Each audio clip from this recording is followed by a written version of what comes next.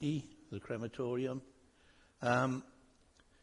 If we move on to item 1, which is apologies for absence. Has anybody got any apologies for absence?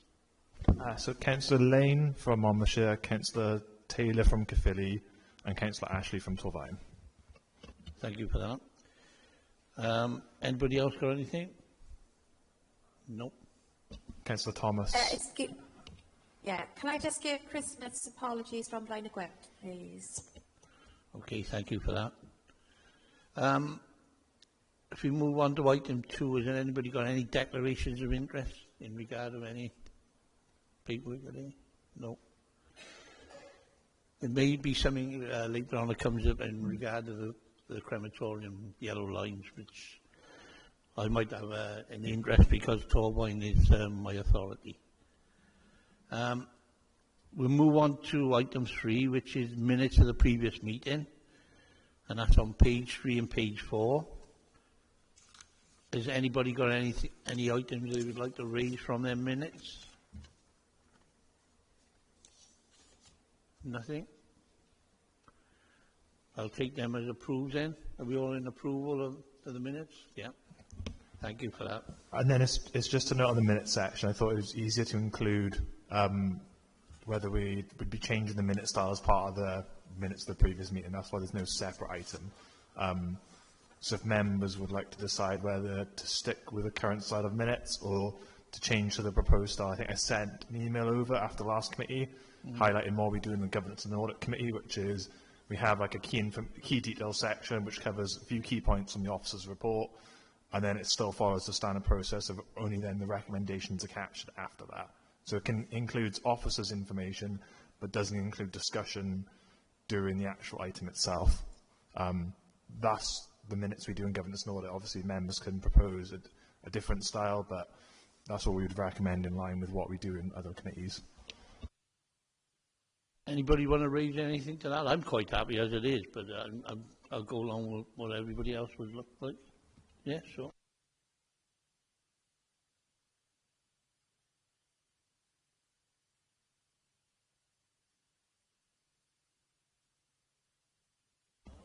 Oh, there we are. It is working. Sorry.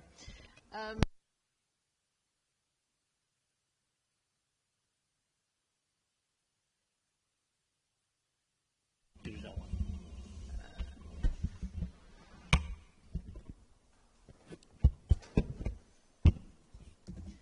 one. I personally feel that it would be beneficial to have a little bit more detail in the minutes, please.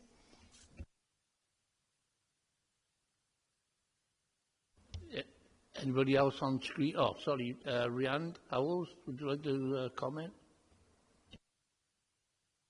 Thanks, Chair.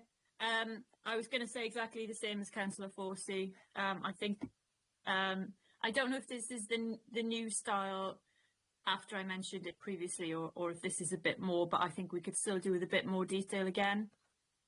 Because at the end of the day, if we want to sort of look back over why a decision was taken or why we did something, as it stands, there's not an awful lot of detail in there. And, you know, I appreciate we don't want sort of pages and pages of, you know, verbatim minutes, but they've got to be useful, and the point of minutes is as a sort of reference point back at the end of the day.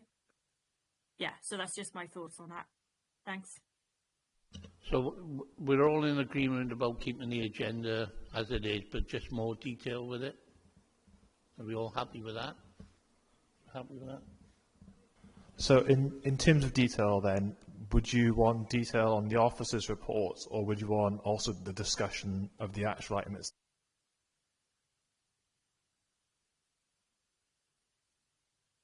Sorry, he was replying and he had a bit of a technical thing, so we'll come back to you in a minute. I didn't really catch what was said there, sorry, but so Sorry, are you saying that at the moment we don't put the full detail of the minutes in the minutes section because it's kind of summed up in the report section? Is that what you were saying?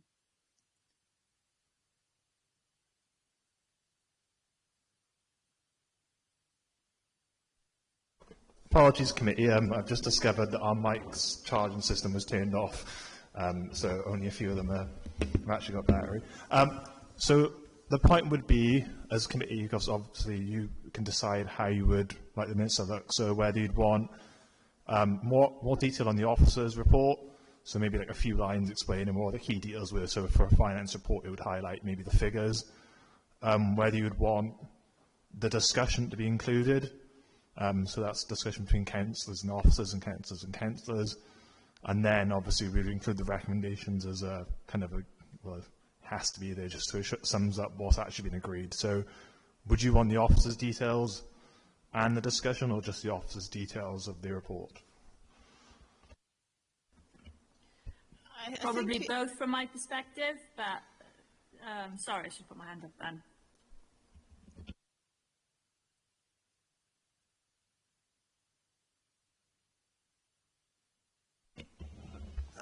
Can I add something? Sorry, Angela, did you want to come in? I've just been past the mic. So, Sorry, the sound quality is really terrible from that chamber. So my point is that I'm not sure how it works in Newport, but if people want more detail from the actual discussions, they're encouraged to go on and find the actual recording. Are these meetings actually recorded? Are they live streamed? Yeah, so the meetings are published on YouTube within about 48 hours, and then meetings held in the chambers will be published straight away onto the council's webpage. So a recording will always be available unless it's a part 2 item, which would be confidential. Therefore, we would keep some details and share it with the committee, but you wouldn't be able to find a recording of that. Okay, so if people did want more detail around the discussions, then they could find that by accessing the recording. That's helpful, thank you. Councillor Owls, did you want to come back in? Yeah, because I think we've had this discussion in Newport with a number of other sort of aspects of just having minutes that sort of refer to extracts of YouTube.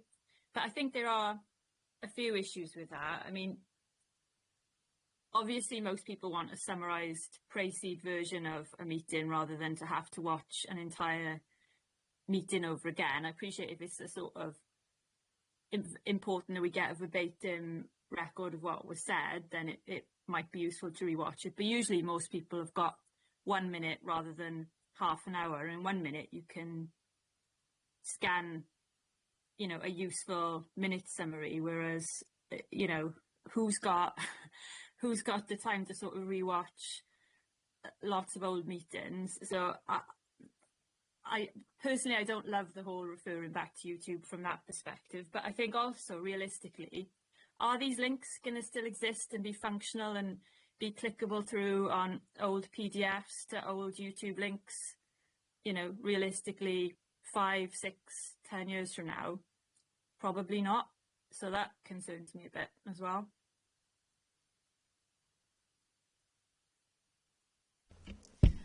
For example, a couple of meetings ago I asked a question about what guidance booklets were going to be produced for people, and I really wanted that response to be recorded in the minutes, and you know, and it wasn't. So I think there are some things that we do need to have recorded so that you've got them there when you refer back to them.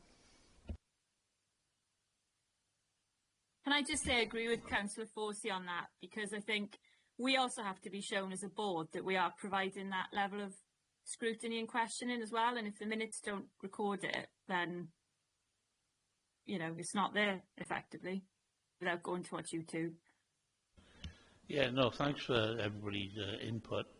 What I would say is, are we happy with the way the agenda's formatted? But is it worth adding an extra piece on there for follow-up action, particularly if you ask for any guidance or any updates or anything like that? Perhaps that's something we can put in to gain that extra information. I don't know whether anybody's happy with that sort of way of doing it, and keep the format as it is. So, did you want to come back in? Yeah, so obviously the reason I'm trying to define what you'd want from the minutes of the meeting is just so we can go forward. It saves sending like a load of variation. So I think from understanding the committee, you'd like some more officer information, because again, if you're skim reading a document, you want to be able to see the key information from those larger reports. So that could be like a key detail section that just covers the very important points in the report. And then, as the chair mentioned, would you like follow-up actions or actions that are taken away from the committee that aren't necessarily recommendations included? So, as Councillor Forsey mentioned, she asked about booklets. So that would be a follow-up action because it would be getting the information, but it's not necessarily a recommendation. So we could include that there. Or would you want each individual question included? So if a councillor asks a question to the officers and a response is given in the meeting, would you want that included in the minutes as well? What actions would you want from what's just been discussed there? Is there anything you would like to add, or is there anything you'd like to take on board with that? Has anybody got any input before we decide where we want to go with it? Well, I think, you know, if something is going to be done and you've discussed it in the meeting, it should be recorded somewhere. Yeah, totally agree. Councillor Howells, did you want to come back in? Yeah, again, I'm agreeing with Councillor Forsey and what she's just said, basically. And I think, you know, I think DEM services are generally quite good at, I mean, I know the kind of move into the short form is quite a recent move. I think historically, you know, are very good and capable of pricing what are the important, relevant, key sort of themes that have come out of a discussion. So, I mean, maybe we just do a bit of trial and error, and, you know, if it's sort of all coming out to be a bit too much, then, you know, we sort of reconsider and ask it to be a bit toned down. I think we just want a sort of sensible midpoint, don't we? You know, I don't think we want every single comment and question recorded, but I think where there's sort of key themes and key actions and key recommendations, then we want them in. It's just that midpoint between what's currently like a single sentence and an absolute verbatim record of what everyone said, which I think would be going way too far. Maybe I could, I suppose, a recommendation I could do then is that after this meeting, would committee be happy if I went back over the January committee because it's a longer meeting, and if I did that in the style that I think the committee wants, send it as a draft of that style, so people have got an example of a meeting that we've already done, that there's, and then if they're happy with that information from that meeting, then we could go with that style forward. I'm just worried if I did it for this meeting, there's only two major items on the agenda, so it might not cover everything. So if I go back over, I think there's a 20th or the January 2026 meeting with these new changes, I'll send it to committee as a draft, and if we're all happy, that can be the style going forward to like the June committee and obviously this committee itself. Are we happy to take that on board and move forward with that, or is everybody in agreement with that? Yeah, are we okay? Yeah, yeah, that's great. If we could do that, it'd be a great help there. So, moving on to the next item is facilities management, but I don't know whether there's anybody sent in anything. Cal, yeah. Oh, Cal, sorry, Cal's here. Yeah. Sorry, I forgot. Hey, I seen you on there. I'm so used to seeing you in here, look, see. And it's Kyson Cymru, so I remember that bit. No problem. Okay. Not a great deal to report this time because that's a good thing actually, because it means things aren't going wrong so bad.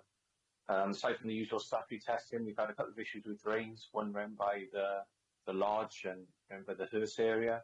One with the dripping tap in Garden of Remembrance.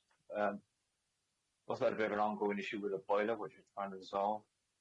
With County and Jill's awareness, to one of our contractors on site tomorrow to strip out the flue and take it away for repair. And that's about it, really.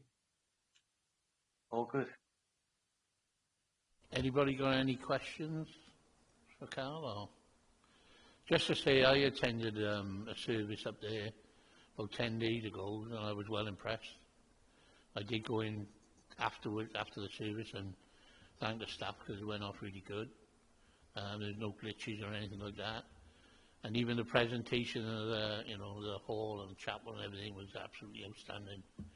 So I have visited recently, unfortunately, not on a personal level, but just to say to thank you for the staff for the work they're doing there. Is there any other questions that anybody wanted to ask Carl? No? Are we happy to note that? So thank you for that. That's a short and sweet one for you this time. Yeah, thank you. Sorry. Can I just a very quick question? Sorry, I've only just thought of it. Sorry, I slightly missed the boat there. Carl, I think, didn't you mention that you were struggling to access information on the system, and how is that looking for you now? Yeah, so that was on our legacy systems from the Newport North company. We've got a backup of that now, which I can see, but obviously this time I was able to look at the new data, the data since the 1st of January to get my information. So yeah, it's all good. All back. Thanks. Okay, thank you. Are we all right now with Councillor Howells? Yeah? Excellent. Thank you, Carl. That's a nice, short and sweet. Thank you. Thanks. Yeah. Thank you. We now move on to item 6 if there's no more questions. The manager's report is on page 5 to 8. Would I give you a report, please? What's that?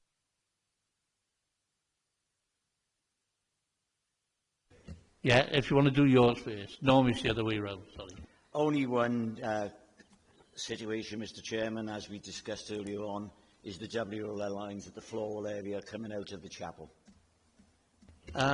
Yes, as I declared earlier, I put in an email requesting clarification when it can be done, and I have spoken to our leader about making sure that we're getting in a good time frame.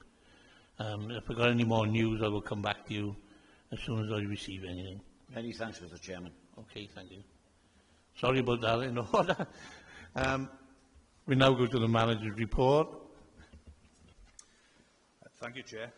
So start at page 5, so we've got an overview of the statistics in terms of the memorial and tribute sales, and also the cremations that have taken place across the year. Now, as we've discussed, we moved on to a new table, which we found on page 6, which actually breaks down those cremations into the types of cremation that take place on site. And again, those figures can be compared against 2025 and 2024. We move on to page 7, review and additional work from operational matters. Period of intensive change and developments now ending, with the new cremator nearing readiness for operation. Only a small number of official documents remain to be finalised and signed off before cremations can commence. Alongside this, new application forms have been designed and approved, reflecting the expanded range of options now available following the recent programme of works. The updated website branding has also been incorporated into our paperwork, providing a cleaner, more professional presentation across our documentation. With the cremator installation phase now complete, attention will turn to a programme of redecoration and improvement works. These will include enhanced extraction, new flooring, plastering and decoration of the charging room in particular. Once finished, this area will offer a dignified and professional space for witness charges and secure coffin storage. These works won't provide any closures or delays to services. You'll be happy to hear. We need to apply now for a variation permit for operation of our new cremator. This variation permit is required to enable the operation of the cremator recently installed at the facility. The application process has become more complex due to the amendments to the new process guidance notes, which we mentioned in January, which now require that all new cremators meet the updated emission limit values immediately. In contrast, the existing cremators are permitted a 4-year transitional period before they must comply with these revised standards. So I'm currently working closely with the responsible officer at Torfaen to ensure that the permitting process meets both our operational requirements and regulatory expectations. The LAPPC variation has been prepared and a meeting has been arranged to discuss the adoption of the variation permit. That meeting has now taken place and we're in the process of preparing drafts of the permit to be accepted and then for the new cremator to be fully operational. In terms of our administration system, progress continues with the implementation of the plot box system. We've now received access to the test site and we're working through to verify both accuracy of the transferred data and that the configuration of the system supports our requirements. The testing phase is being carried out in close collaboration with the plot box team, and we're ensuring together the system is fully aligned with our needs ahead of launch. Subject to successful completion and testing, it's anticipated the system will go live during the month of April, which is really good news for everyone. In terms of our AV system update, Orbitus have now confirmed that they will be installing a new service delivery system during June this year. The introduction of the updated platform will provide a more modern, reliable and integrated solution, offering improved functionality for music, visual tributes and live streaming. As part of this upgrade, we're also exploring enhanced lighting options within the chapel to modernise the ambience and broaden the choices available to families during services. These improvements aim to support a more personalised and contemporary service experience. Chair, I don't know if there are any questions. Thank you. There's quite a lot in that report. Is anybody going to... Oh, Councillor Howard, you've got a question for the report? Thank you, and thanks for that report. Just a quick question.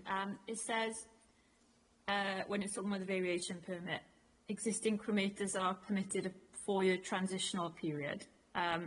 Sorry, we may have covered this before, but does that mean all our other cremators have got to be replaced in 4 years, or is it not as drastic as that? Well, it's quite a more complex answer than you may think. We have 4 years to comply with the emissions limit values. Of course, given the numbers and the capacity of a new FT3 or additional storage facilities, there are a number of ways in which we can work over the next 18 months to 2 years to assess what our needs will be moving forward. The honest answer is, until we're operational fully with the new cremator and the new systems that are in place, we won't really know the answer to that. Technology could enable cremator 3 and 4 to continue, although it's highly unlikely because they're now quite aged cremators, even though they are very functional and still up to the task. There may be a need to replace them with a new cremator at that period, which we'll probably have that data in 18 months of operating with the new cremator, which will still give us a good time frame to put in plans post the 4-year period. However, it may be necessary for us to just maintain one cremator at site. All of those options are open to us now because of the works that have taken place. So we're in a really good position to see how we operate, how that affects us, and then to make some really positive decisions with all the data in the time frame just mentioned. I hope that answers the question. Come back Yeah, in. Yeah, thank you for that. Yeah, I was just, so it sounds like we need to see how the new one sort of beds in and then make a decision on the old ones, because I suppose the only thing I was thinking is whether we had some sort of savings plan in place, knowing that we might have to put some big capital outlay in place, and 4 years goes fast. But, well, I suppose as long as thought's been given to that, and it sounds like the best thing to do is wait that 18 months first, just to see how the new one beds in. Is that, I think that's what you're saying, isn't it? Yes, yeah, really, Councillor, yeah. And by switching the new cremator on, our gas savings will be large. We're hoping that the way we attack the new permit with the permitting officer, Torfaen, with the new legalities afforded us by the new process guidance notes and the brand new cremator, we hope to provide some really good news and some good data to you in that period. So it's something we're aware of, something we're looking to capture as much information as possible, and something we would definitely have the data to be able to present some really tangible options to move forward with in that 18-month to 2-year period. You okay Thanks. with that? Yeah. Thank you for that. So say, hopefully, when we move to the, in sort of 3 years' time, we might be able to move to an electric system.